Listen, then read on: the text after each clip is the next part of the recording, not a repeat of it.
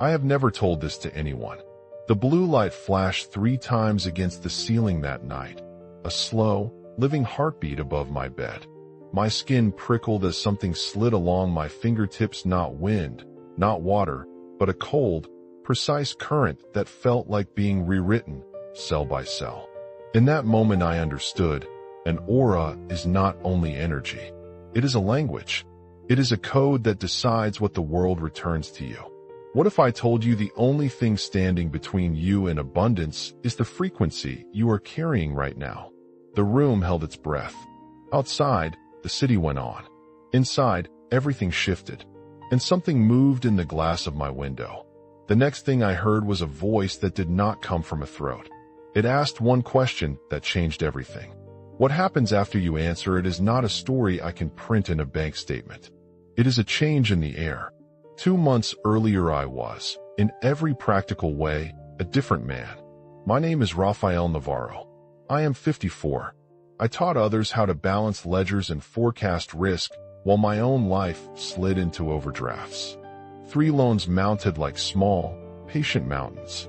The mortgage notice lay face down on the kitchen table, stained with coffee. Bills browned at the edges like old leaves. Each morning, I unlocked my phone with the same small dread. Negative balance, the bank app said. The words looked the same every time, but they landed heavier. Nights became long corridors with lights off. I lay awake imagining furniture on the pavement, papers flying like wounded birds, my name on a list I could not yet see. I repeated the phrases people teach you in books, the soft slogans that are supposed to change fate. Money comes to me easily. I said it the way a man says a prayer he no longer believes in, out of habit, out of hope, out of exhaustion. At the market my card was declined. The terminal beeped, my face burned. There were small rituals born of necessity. I would trace a coin between finger and thumb until the metal grew warm. I would cup my hands around my breath, as if to keep it from floating away. I went to sleep with the window open, listening to the distant rhythm of traffic as if it were a metronome counting down to collapse. My body kept the score, shallow breaths, a tightness under the ribs, nights when the sheets felt like someone had poured lead into them. Then the bank called. The voice on the line was cool and efficient. The ultimatum landed like a hammer. Pay 30% within 48 hours, or lose everything. I remember the phone slipping from my hand and hitting the couch like a defeated animal. The apartment felt smaller. My chest was ocean deep and I could not touch bottom. I turned toward the window to distract myself, and in the reflection I caught something that did not belong to the room, a shape like a bruise of light, moving with intent. Before I go on, a small thing.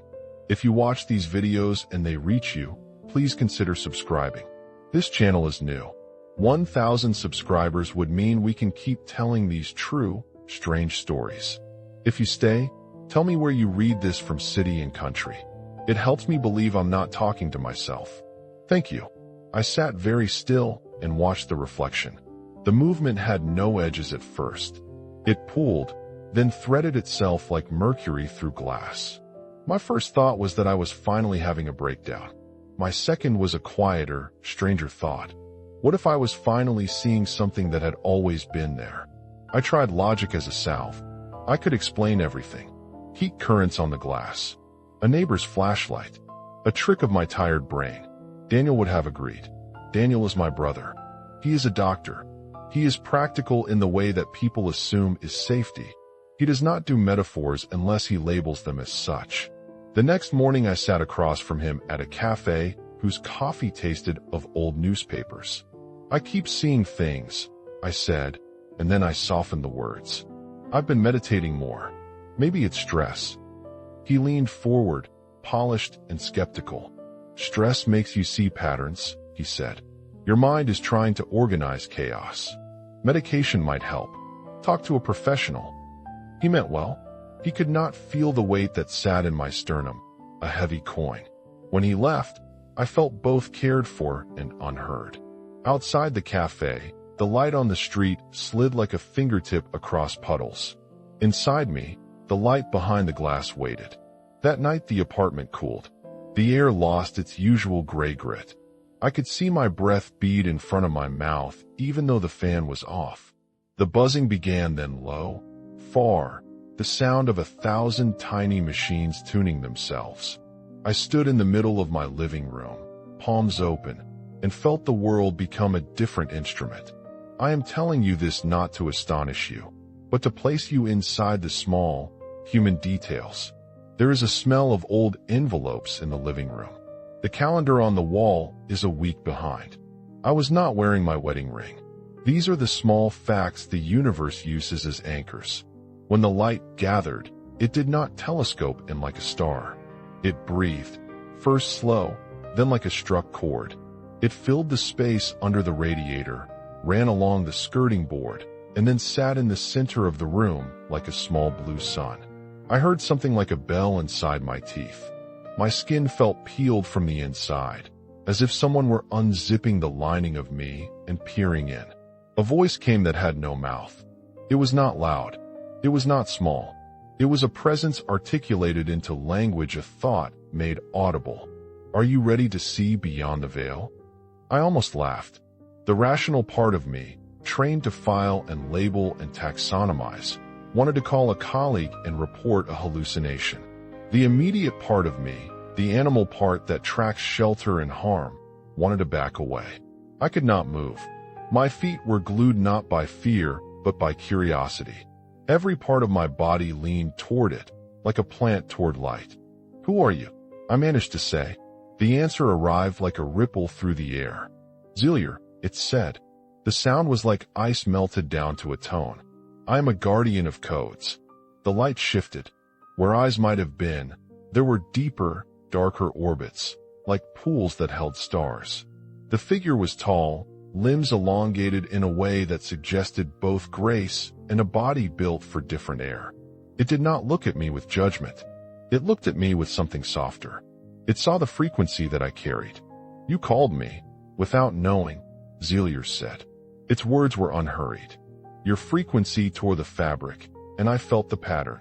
Pattern. Code. These words are not metaphors here. They are descriptions of how this presence perceived reality. To Xelior, prayer and petition were not supplications, but ripples in a sea of probabilities. My panic had been broadcast as a signal. He had come because my signal was raw and loud. I tried to step aside, to turn this into an emergency I could manage with a phone call, with salt, with a prayer I had half learned from a late-night talk show. But the part of me that was tired of being only practical, the part that had watched my hands tremble while counting pennies, leaned in. Even the air seemed to incline. Why me? I asked. My voice sounded small in the room, like a coin in a jar. Because you are near the edge, Xelior answered. And because you are ready to be taught how to tune. The phrase struck me like cold water. Tune. I thought of guitars, of tuning pegs and the patient ear. I thought of radios, of the slow movement across a dial until the station becomes clear. The idea that I was an instrument, misaligned, began to feel less absurd than the possibility that the world itself was an echo of my inner state. I could have stayed in that moment forever, the moment of admission, of recognition. But Xelior's next words contained both a promise and a test. I will show you how, but it will ask two things you have not yet practiced: patience and the surrender of certainty. I had already lost certainty. What would it mean to practice patience? To allow the unknown space to be larger than my fear. I felt, in my sternum, a small shift. Curiosity, the sound of a hinge easing.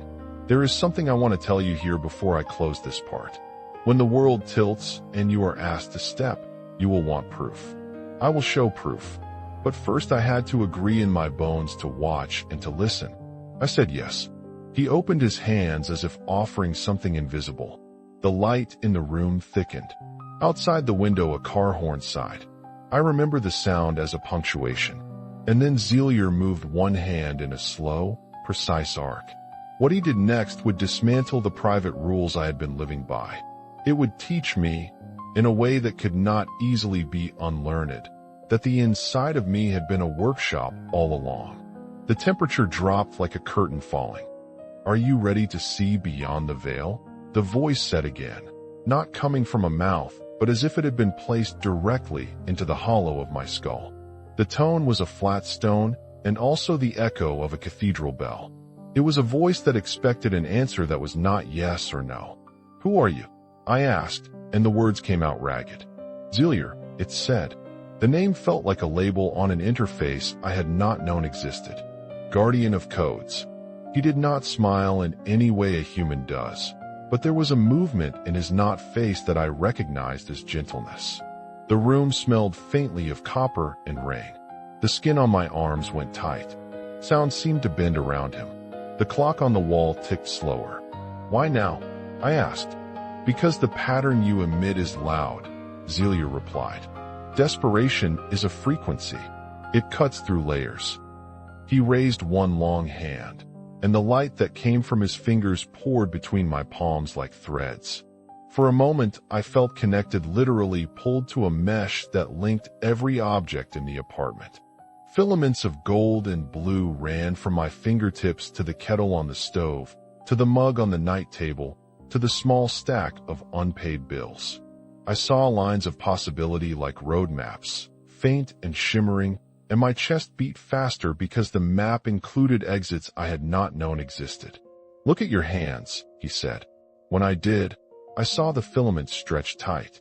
They vibrated faintly, like guitar strings under a hand. I thought of the old workshop my father once had, the smell of varnish and iron. Everything sensible in me wanted to reduce this to trickery, to explain it with words like hallucination or stress. But the cup of coffee that Xelior asked me to imagine arrived on the table in a way I could not deny. Steam braided upward. The surface of the liquid trembled with the echo of a thought. "Now feel it as if it already exists," Xelior instructed. His voice was a channel, and I followed. I pictured the weight, the heat, the exact ring of the ceramic against my palm. The image in my mind was small, humble. When I opened my eyes, a cup was there, impossibly, utterly present and warm. I touched it, and the mug fit my hand like a memory. "Impossible," I breathed. "Reality becomes dense where you believe it will," Xelior said. He did not lecture. He observed. There was no showmanship, only demonstration. The world had shifted from being a field of fixed objects to a fabric that responded to the quality of my attention. He guided me through one small experiment after another. Each was simple. Each required surrender. A key appearing in the bowl where I had left nothing. A voicemail from an old client who had meant to pay me months ago. The exact phrase I needed appearing in an email that had been lost in my drafts. The signs piled up like raindrops on a rooftop, each one small, together impossible. I remember the very texture of my disbelief. It tasted like iron. I remember, too, how it softened under evidence. My muscles unclenched in stages. My breath lengthened. I laughed once, a brittle little sound that surprised me. "Prove it," I said in a quieter voice than the room had heard all night. It was the plea of someone who had been made to wait. "Proof is not currency here," Xelior said. "Proof is resonance." He did not hand me a bank statement or a miracle I could catalog neatly. He asked me to participate. He asked me to agree to small things and see how they multiplied. It reminded me of learning to play an instrument. The first clear note is not a concert, but the door to one. He spoke in short, quiet lines that lodged in my mind like pebbles. "You do not attract abundance. You are a channel for it." Pause. "Your code is set by what you declare in the temple of the heart." Pause. "Doubt is a cold stone. Carry it briefly, then set it down." I wanted to test him with everything I had. Legal documents, bank balance, the small humiliations that had become a ledger of my life. He guided me instead to small, incremental frequency adjustments, ways to retune the inner instrument. Sit like this. Breathe like this. Speak like this internally. Hold the feeling of having what you ask for as if the body recognizes it already. The first ritual, the simplest, he called the reprogramming of the now. It required me to sit on the floor, to let him stand behind me and place his hands near my head without touching, to breathe through the chest, as if the lungs were a bellows opening the present. Think of something small, he said. Not wish. Be it.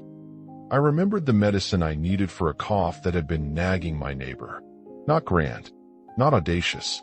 Small. The ritual felt like tuning a string to a frequency I had forgotten.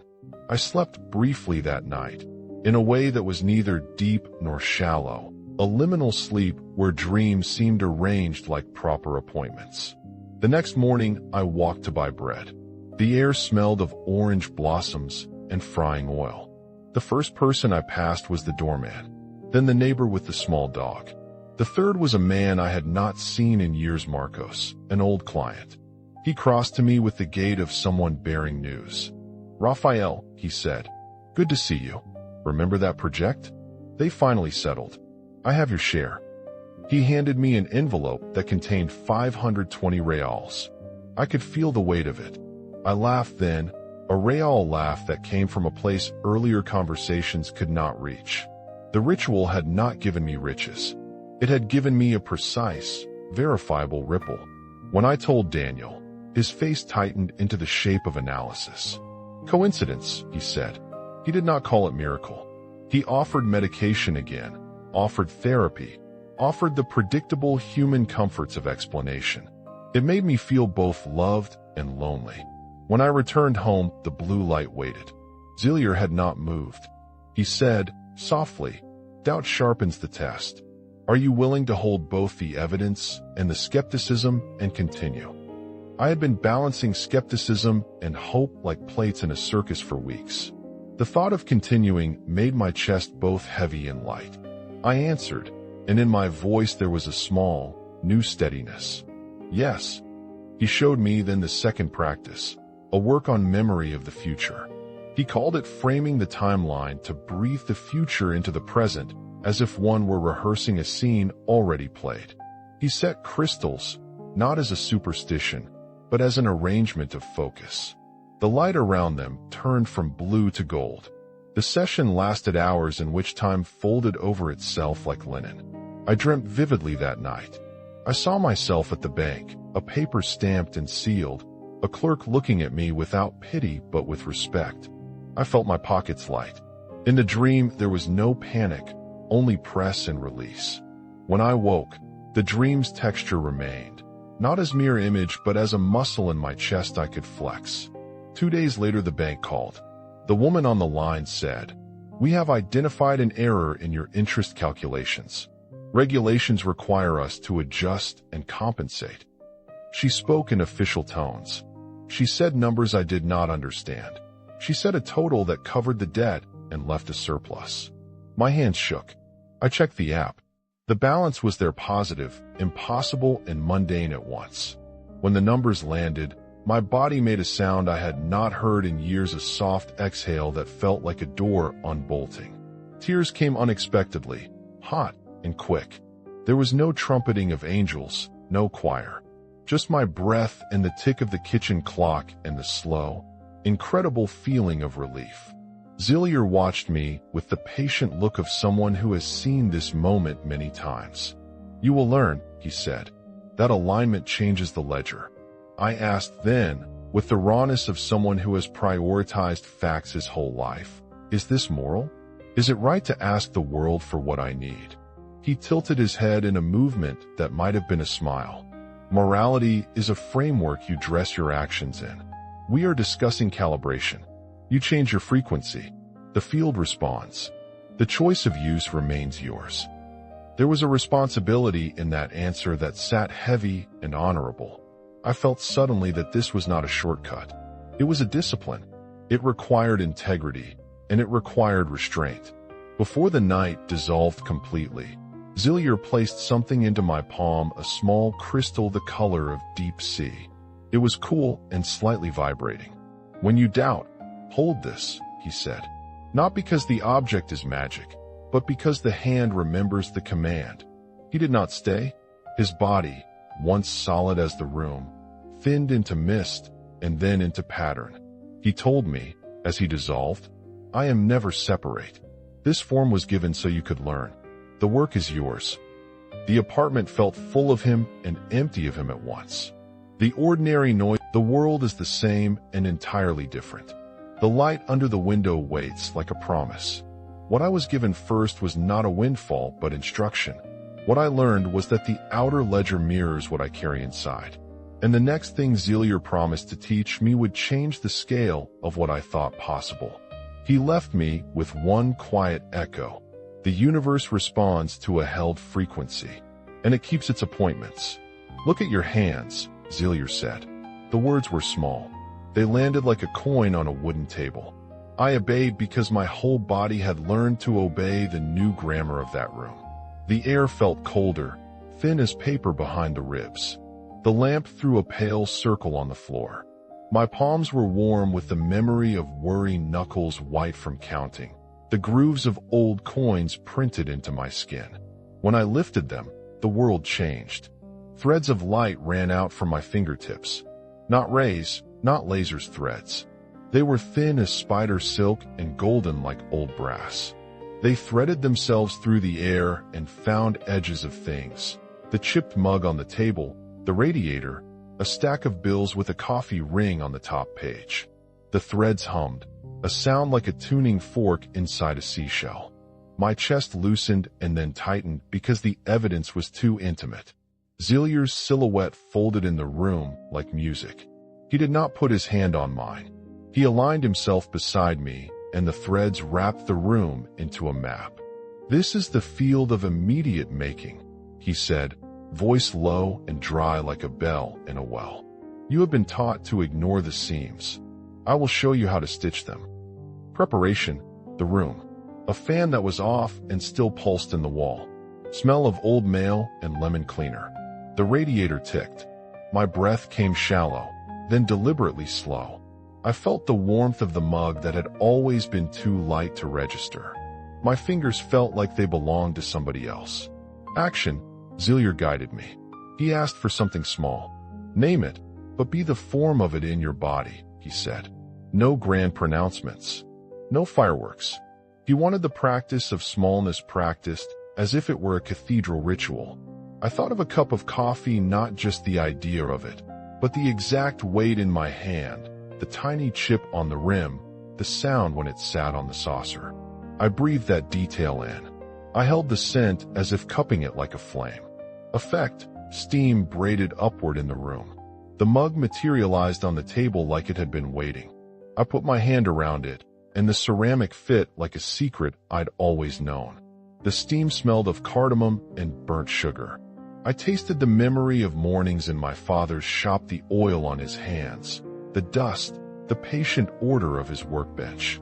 The mug was utterly ordinary and utterly impossible. Reflection, the logic brain cataloged tricks. Heat currents, suggestion, fatigue. But the body, my bones, the hollow behind my sternum, kept a different ledger. There was a subtle shift.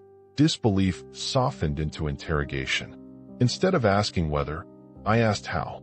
Curiosity opened like a hinge. Xelior's instructions were procedural and precise, as if he were describing a machine to a machinist. Attention is a dial. Intention is the pick. Play the string until it sings, he would say. His sentences were short, like incision points. He never explained metaphysics. He placed tools in my hands. He taught me to see the threads as possibility lines. He taught me how to read the tension in a filament. Taut meant likely, slack meant blocked, jingling meant ready. When my attention softened into something like acceptance, the threads brightened, like a street lamp answering a step. I did a small exercise. Preparation. I sat on the floor, feet flat, elbows resting on my knees. The apartment smelled of frying onions from downstairs. The evening light had a watercolor softness. Action. I imagined a voicemail from a client who owed me money. I let the feeling of relief wash through my throat as if it were already there. I whispered a phrase Xelior gave me. I do not summon the coin. I open the door for its hand. Effect. 30 minutes later, an unexpected message lit my phone, a short apology and a promise to transfer payment tomorrow. I told myself the obvious, that coincidence is a patient thing. I counted the ways the brain binds random dots into lines. Yet the sheer specificity of the events began to pile like wet leaves. They made a smell in the house. My chest, that often tight cavern, unclipped for a while. There was a practical element Xelior pressed. Start with the smallest, verifiable thing. The door needs to open for the larger to pass through. He gave me a method, a 3-step micro-ritual. 1. Notice a precise want, not abstract, not wealth. Choose a cup, a call, a sum that matters now. 2. Hold the sensory template sound. Wait, heat until the body recognizes it. 3. Release with the phrase he taught me. I am the channel is clear. I practiced that phrase like learning to strike a tuning fork. On day 2, a neighbor I had not seen in years knocked and handed me an envelope. Payroll mix-up, he said, shrugging. The envelope weighed the exact amount I'd imagined the night before. I laughed, a thin, impermeable sound that surprised me. It felt like the first honest exhale after being underwater. There is an economy to Xelior's teaching. Do not overspend attention on miracles. He insisted that attention itself is currency. Spend it on the seam, he said, not on wishing. The line was firm. The lesson felt ethical, useful, and small, and not a shortcut, but a practice. Call to you, quietly. If you are watching and this reaches you, consider subscribing. This channel is new. 1,000 subscribers will let me tell more true stories like this. If you stay, tell me where you read this from, city and country. It helps me believe I'm not speaking into empty rooms. The first revelation settled into a habit. My hands learned to scan the air as I moved through the apartment. Filaments were always there now, in the corners and in the drawers. Sometimes they pulsed faintly when I walked past the unpaid bills. Sometimes they lay limp like sleeping vines. Each time I touched one by imagining a small, specific object, it tightened and hummed. Mini cliffhanger. I had touched threads and found coins. But the next thing Xelior asked for would push beyond small tokens. He wanted to teach me to hold a future before it arrived, and there is a difference between summoning a thing and rehearsing destiny. I would need to breathe a tomorrow into existence. The next ritual would ask me to trust not just demonstration, but memory of a yet-to-come day. The second practice began with a map on the floor. Xelior arranged 3 crystals in an irregular triangle, each pulse a different timbre. The living room smelled of citrus and dust. The light from the window was a strip of silver on the floorboard. I lay down inside the triangle, feeling the hard grain of the parquet against my spine. Preparation, breathe slow. I felt the small hairs along my arms stand like tuning forks. The city outside made a low, patient hum. My heartbeat steadied into a metronome. Xelior moved around me with the certainty of a person who has calibrated radios by ear for a lifetime. He never touched the crystals in a way that mattered physically. He curved his fingers near them, and the air thickened. Action, we will program your memory of the future, he said. The phrase sounded like a paradox, and that was the point he taught in paradox to break fixed logic. He asked me to choose a specific scene, not an abstract windfall, but an exact exchange. I chose the bank appointment. I had dreamed of sitting across a clerk who would speak official words and hand me a stamped sheet. I rehearsed it with as much texture as I could. The scratch of the pen, the clerk's perfume, the paper's weight. He instructed me to replay the scene until the muscles remembered the posture. Memory is a rehearsal room, he said. The body learns by imagining. He had me breathe the future as if inhaling a perfume. He guided me to hold the visceral certainties, the relaxation at the back of the jaw, the unclenching of the stomach, the soft click of a latch that had bound me. Effect, the session carried me into a lucid liminal state. The crystals hummed, the light turned honey gold, and the image in my head moved like film. When I came back, Xelior's eyes held something like approval. The crystals had a faint new glow, nothing dramatic, an informed nod. The next morning, the call came. A woman from the bank, a clerk named Claudia, spoke in the official voice that rises from prepared scripts. She said words that unstitched the ledger that had been strangling me. We have identified an error. Hold the feeling of the result in the body. Let the body accept it as memory. Move as if the future is already in the room. Posture precedes circumstance. I used the method for other small things to prove the pattern. I rehearsed a lost email arriving and found it in my drafts folder later that day. I rehearsed a neighbor's cough easing and later heard laughter through their door. These are small items, perhaps trivial. They are also proof that the method was not about luck. It was about training the inner antenna. Xelior warned me of a pendulum effect. Actions taken with anxiety rebound into more anxiety. Frequency is contagious, he said. What you put out returns wrapped in intention. So we practiced calibrating towards steadiness. I learned a short loop to cement the practice. I am tuned. I keep the channel open. Say it slow. Feel the clavicle relax. Let the shoulders drop. It is an anchor phrase without cultishness, a practical tool. The experiments accumulated. Each success loosened the grip of my old ledger. Each small victory was not a miracle in isolation. Together they made a new grammar for my days. I began to carry myself differently in the bank's waiting room. I sat with my spine higher. The clerk looked at me as if I were a different class of person, less because of clothes and more because my face had lost the pinched look of someone awaiting a verdict. Still, doubt lived in the apartment like a second tenant. Daniel's voice rattled through my memory like a tape stuck on a word. Coincidence, stress, medication. I loved him and resented his neat answers. He was a map of the world that had kept me alive. He represented the ledger of responsibility that anchors most of us. His skepticism was not cruelty. It was the shape of care I had known since childhood. Resistance arrived in small social ways. The neighbor who had once borrowed a cup of sugar asked if I had been gambling. A former client joked, "Are you part of a cult now?" The temptation to hide the strange tenderness between evidence and practice gnawed at me.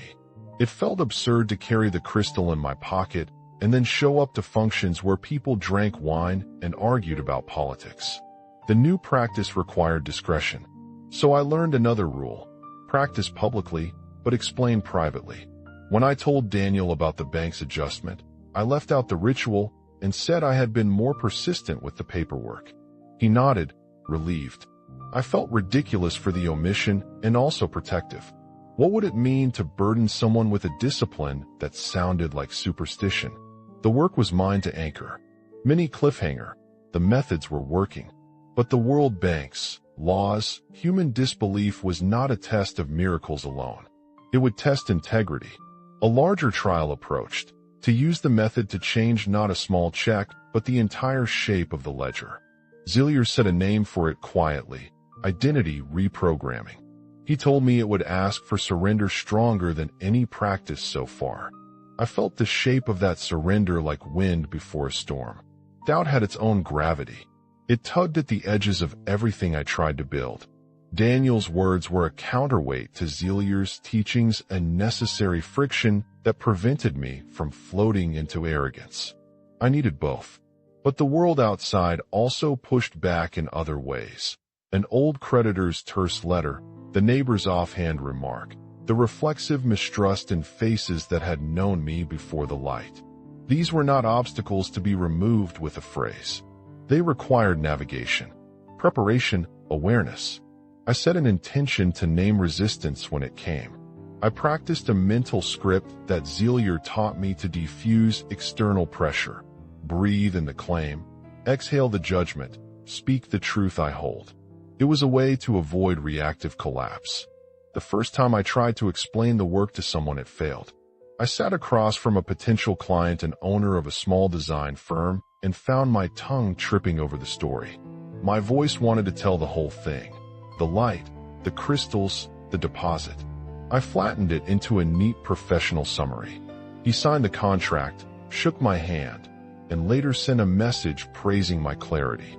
The ritual had prepared me for that meeting in a way that computation could not. I arrived present. But other resistances were sharper. A local journalist reached out for background on my mysterious methods after someone overheard a comment at a cafe. The message was polite but edged. I felt naked at the edges. I pictured headlines. I imagined my mother's worry. The old fear of shame of being declared a fool returned with a familiar bitterness. I lay awake mapping the consequences. Would speaking openly cost me the new job? Would it cost me family trust? Xelior's guidance was steadied by ethics. He never suggested deception. He emphasized accountability. You change the frequency, he said. Then you must live with the results. That requires a moral spine. The universe will give, you decide the use. So I rehearsed accountability as part of practice. When money arrived, I paid creditors first. I set aside a portion for tax and for a small emergency fund. The rituals did not absolve me from the ordinary duties of adulthood. They simply shifted what I considered possible in fulfilling them. There were moments of humiliation too.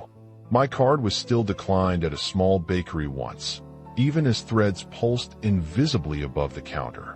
The cashier's face betrayed impatience.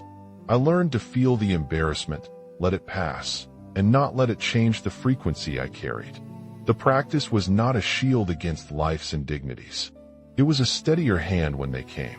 I also learned to hold contradiction.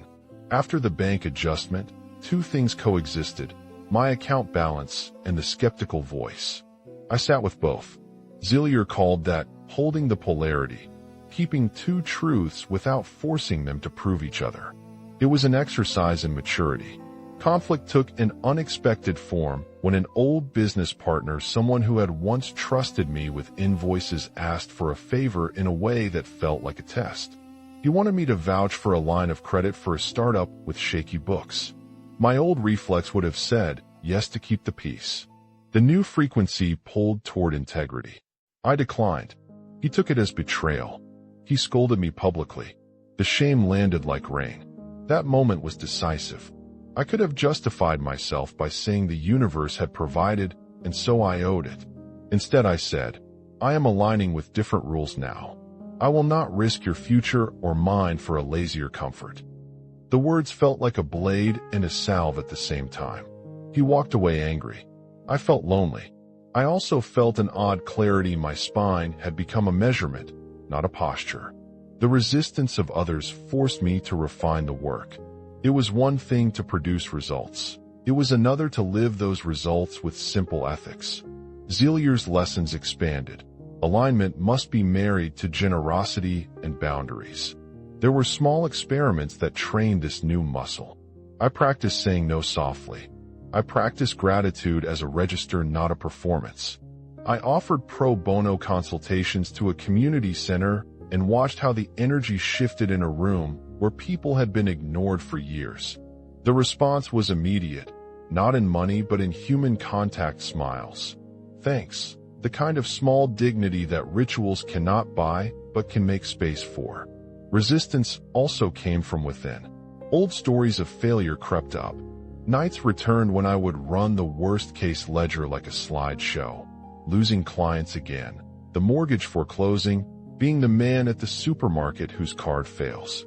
Each scenario was a script my imagination loved to replay. Xelior taught a method to disarm catastrophic thought. Treat it as a rehearsal and then rehearse the alternative. I called it the counter-rehearsal. So when fear rose, I imagined the alternative with equal sensory force. The phone call that settled an account, the letter stamped, corrected, the neighbor returning the tool they'd borrowed. I breathed the relief into my shoulders and spoke a short loop. I witnessed the fear. I choose a new script. The loop was not denial. It was a redirection of attention.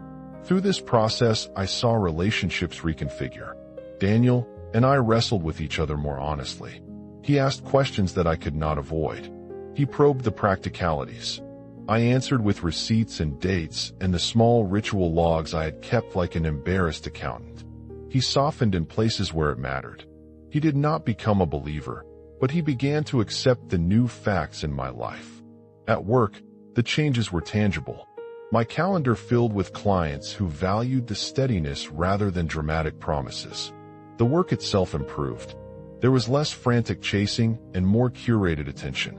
Money still came in ordinary ways, invoices paid, referrals, but the pattern shifted. Opportunities arrived that matched my new bandwidth. It would demand identity, not just changing accounts, but becoming someone whose baseline had shifted. Xelior whispered that the final practice would rewrite the sentence I used to describe myself. It would ask me to speak a truth my whole life could be measured against. The night I decided to use everything I had learned, the apartment felt like a small vessel on a dark sea. The window let in a thin bar of streetlight.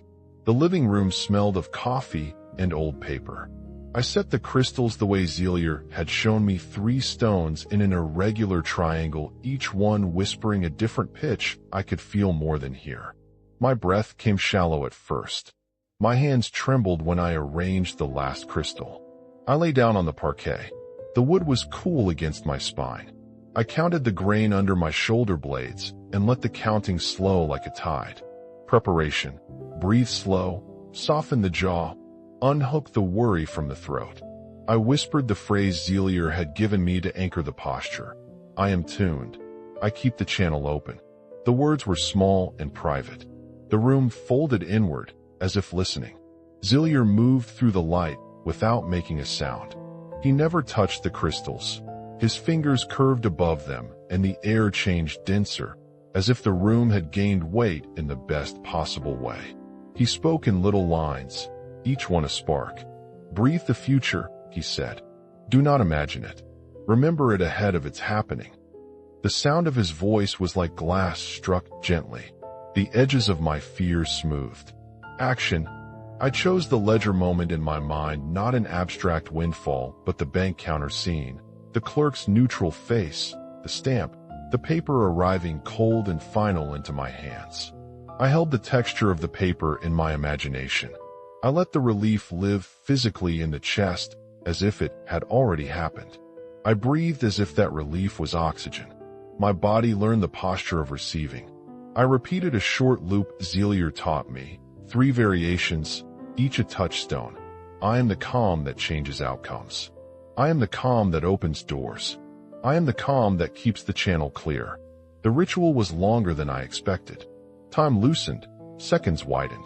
Colors behind my eyelids shifted from gray to honey to a clean blue. I saw myself standing at the counter.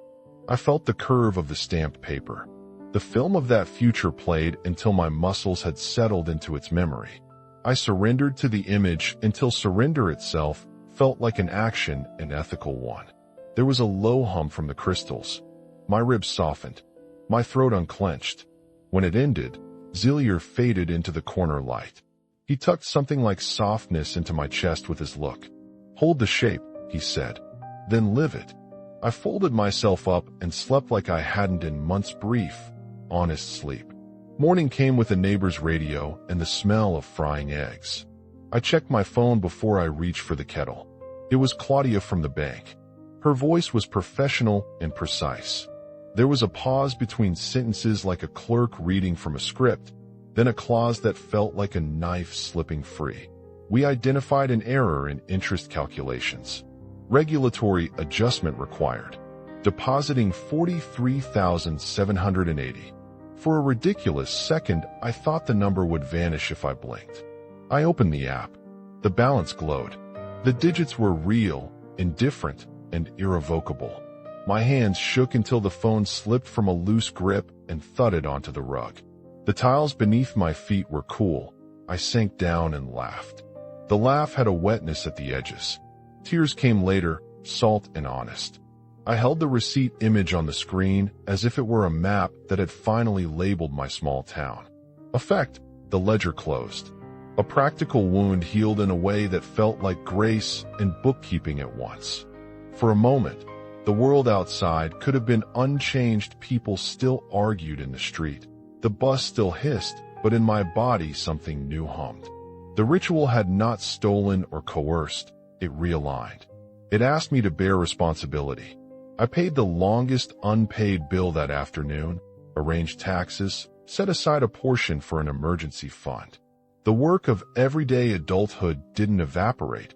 It resumed with less panic. I practiced another loop then, a quieter one. I keep the channel open.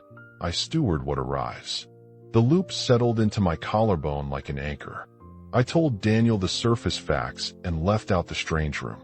He smiled in the way a person smiles at a friend who has been given sudden good news. Relief sat between us, but skepticism was a steady voice behind his eyes. He did not need the story. He needed the proof. I can give proof, but there is a cost to openness, and the cost is not always social approval. Mini cliffhanger. I had cleared the debt. But the bigger question remained, who would I be if the script I used to survive changed? The final ritual would not only alter account balances, it would ask me to choose an identity.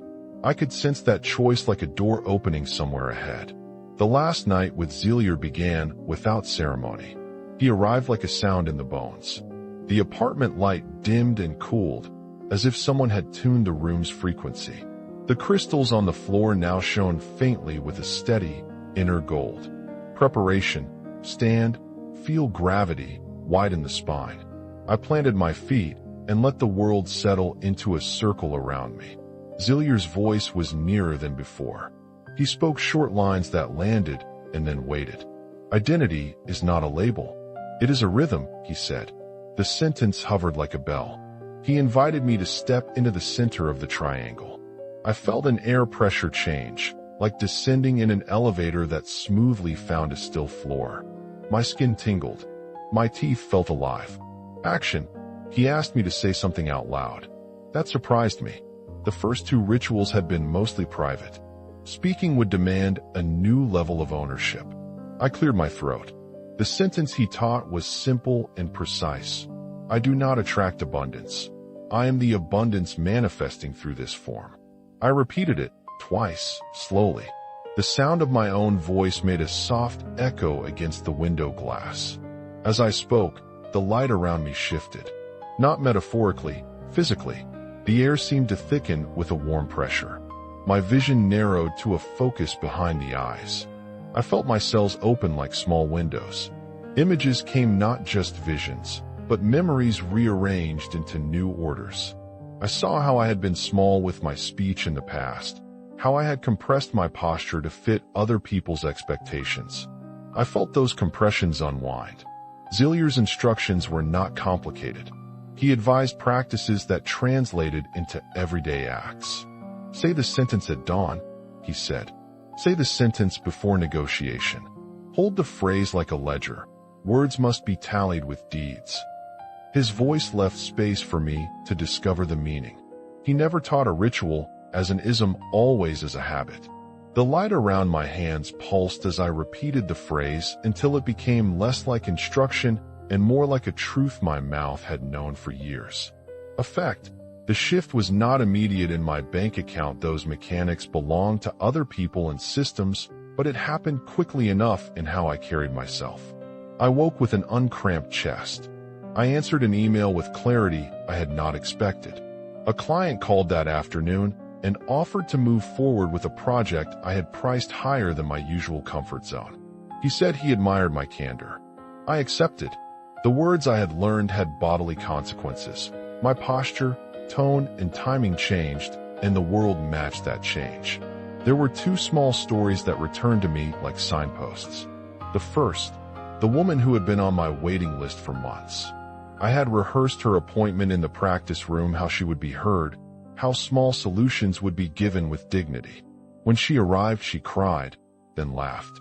Months later, she messaged me that she had been able to return to work. The second, an old client who owed a bonus and had danced around paying it. I made a quiet scene in my mind of him relieved after fulfilling his promise. A week later, the transfer landed. These were not miracles. They were consequences of steady attention. Illumination needed action.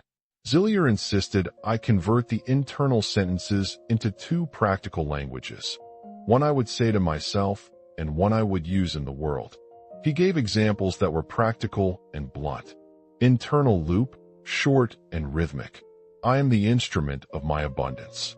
External posture, a sentence for meetings. I keep honest terms and responsible boundaries. He insisted on ethics.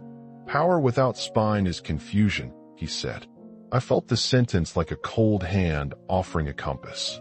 I learned how to cut the old reflex of begging into something cleaner. Where I would have once softened my price to avoid friction, I now set a boundary and watched how I felt like a child being handed a simple, terrible tool that required adult work. Mini cliffhanger. He would go, but not before I had to decide whether to live by the sentence I had learned not as a thought experiment, but as a ledger entry against my life. The next weeks would test whether the illumination held when the noise of the world pressed in. The morning Xelior left, the apartment was quieter than before and emptier in a new way. The crystal lay warm in my palm. For a few minutes I just held it, feeling its small weight. Preparation. Breathe into the palm. Feel the pulse at the wrist. Make a vow not as a grand promise, but as a practical appointment. I named 3 things I would do that day that would show the shift. Pay a creditor, call a volunteer center, set a clear price on a service. Action. I began with the ledger.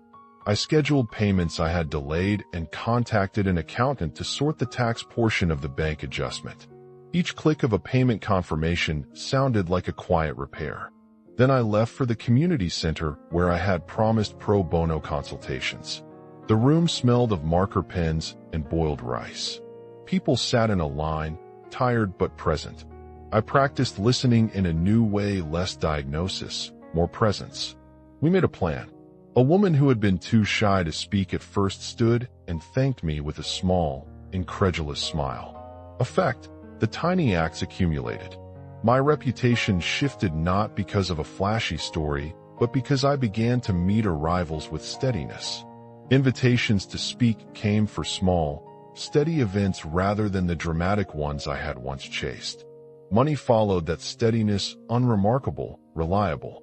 The pattern felt like a road being paved under my feet. There was friction. An old partner accused me of abandoning him by refusing to sign for a risky loan. He lashed out. People like tidy narratives. They like heroes who do reckless favors. I said no. My voice was short and calm. I offered a small alternative that did not endanger either of us. He called me cold. I slept poorly that night because saying no still stung. But in the morning I woke to an email. A former client who had been unreliable sent an overdue payment with an apology. The world did not collapse because I had boundaries. It rearranged itself. I practiced the loops daily, in slight variations. I am the instrument of my abundance. I steady, I act. I steward what arrives. Sometimes the loop was a whisper beneath the rush hour radio. Sometimes it turned into a short mental script before a client meeting. Steady breath, clear price, honest terms. The crystal in my pocket was not magic. It was an anchor for a discipline. I also learned an ethical rule that became practical. When abundance arrives, pay first to address harm. I paid creditors, set aside tax, and reserved a portion for unknown emergencies. That decision calmed a deeper register of fear. It was not spiritual grandstanding. It was tidy, human accounting that kept me from slipping into the old panic cycles. Daniel stayed partly skeptical. He watched receipts and updates because that was how he believed. He never asked about the blue light, and I never insisted. Our relationship altered not in dramatic conversions, but by paperwork, by the fact that I could now help with a mortgage conversation and not crumble. He learned to read my new calm as a practical fact. People asked questions. A local journalist called with polite curiosity. I answered with what I now considered transparent. Process, results, responsibilities. I refused to sensationalize the method. That refusal felt like an ethics test. I chose the small dignity of careful words over the lure of a headline. The journalist moved on. The piece never became a spectacle. I was relieved. Legacy was not the disappearance of struggle. It was a new vocabulary for living with it. I still felt the old knots worry about clients, the occasional card decline at a grocery counter. But the knots no longer rewired my whole day. I could notice the chest tightening and use a practiced phrase to unhook from panic. The phrase was a simple loop I kept in reserve at 3 tones. I steady, I act, I steward. It was short enough to say while standing in line, strong enough to orient a conversation. Xelior's crystal remained with me, sometimes in meetings, sometimes under my pillow. It did not perform miracles. It performed reminders. It contained the memory of a permission to be exact about what I asked for and then to match that request with ethics. I found that permission most days to be a strange relief. Before he left, Xelior had said something that now lived like a soft command. You will be tested by what you do with what you receive. He was right. Opportunities asked for courage and for restraint in the same breath. I said yes to steady projects and no to reckless rescue. I taught myself to measure generosity with boundaries. And I began to teach what I had learned in small ways, short practices for clients who were ready, not promises for those who sought quick fixes. I offered a simple loop to anyone who would try. Breathe to the heart. Name one specific outcome. Act with an ethic. The loop did not make them rich instantly. It made them less frantic. They could live with their problems differently. Mini cliffhanger. The crystal pulsed sometimes in the dark like a small star. I realized the work was not a closed course. There were other doors, other frequencies I had only begun to tune. One night, holding the stone, I felt the air in the room thin and a whisper as precise as a ledger. There are other codes. I tightened my fingers around the crystal and listened. Part 9. I hold the blue crystal between my thumb and forefinger.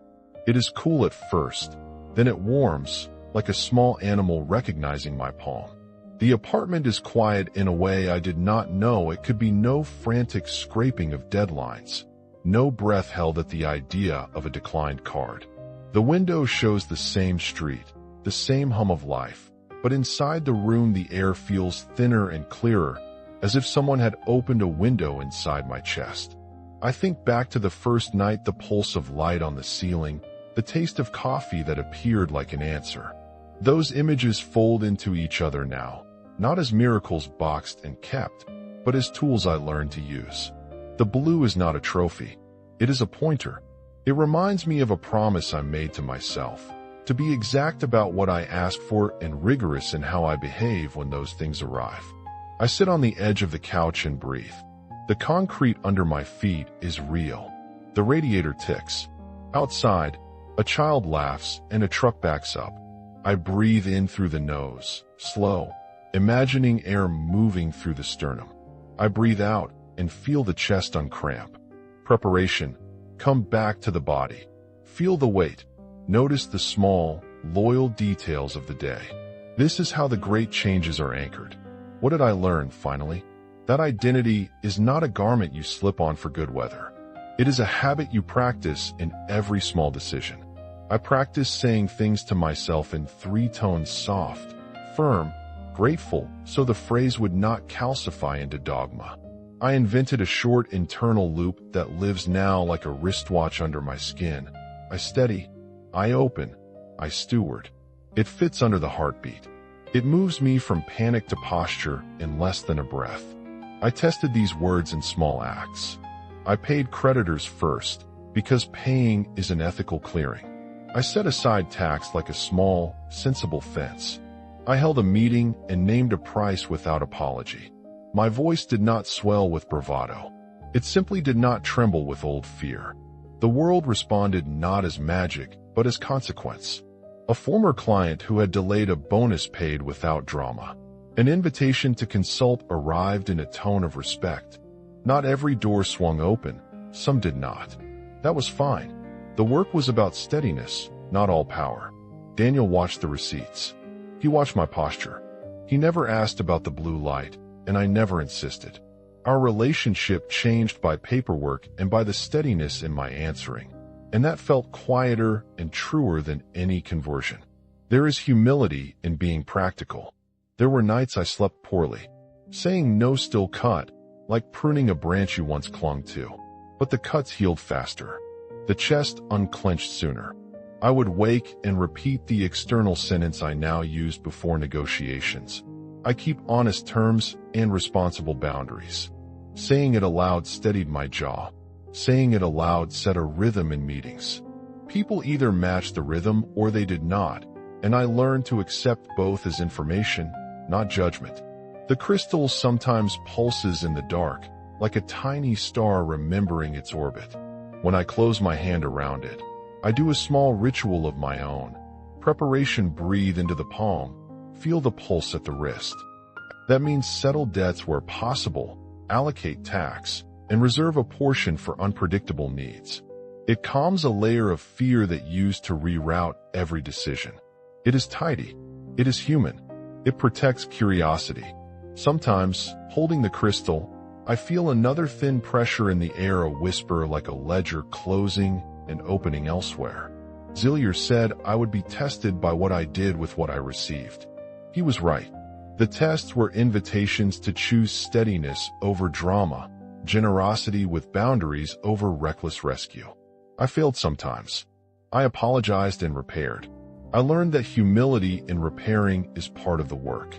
Before Xelior dissolved, he left me a sentence to hold when doubt arrived. I have adapted it into 2 usable forms. Internal: I am the instrument of my abundance. External: for meetings I keep honest terms and responsible boundaries. Use them. Test them. Make them small enough to fit in your pocket and large enough to change the way you speak. Now a short practice. Breathe with me, if you will. Sit or stand. Feet on the ground. Inhale 2 counts. Hold 1. Exhale 3. Bring your attention to the heart. Whisper the internal loop. I steady. I open. I steward. Say the external sentence in your mind, as if in a room that matters. I keep honest terms and responsible boundaries. Let the words be physical. Feel the spine rearrange. Feel the tongue commit. Keep it simple. Use variations. In the morning, a softer tone. I steady. I open. I steward. Before negotiation, firmer. I steady. I claim. I steward. Before rest, grateful. I steady. I receive. I steward. The language is small. The action is consistency. The crystal will not do the work for you. It is only a pointer. The work is the ledger entries you make every day. Pay what calms harm. Speak what you mean. Hold limits that protect generosity. These are the practices that alter a life. Sometimes at night, looking out at the same street where my fear used to live, I feel a thin breeze across the glass. It might be nothing. It might be a door opening elsewhere. I tighten my fingers around the blue stone and listen. There are other codes. There are other portals. I do not know what comes next. I only know that the next door requires steadiness and restraint in the same breath. It asks for curiosity and bookkeeping. Thank you for staying with me through this story. If this landed for you, tell me where you are, city and country, in the comments. Subscribe if you want to follow what comes next.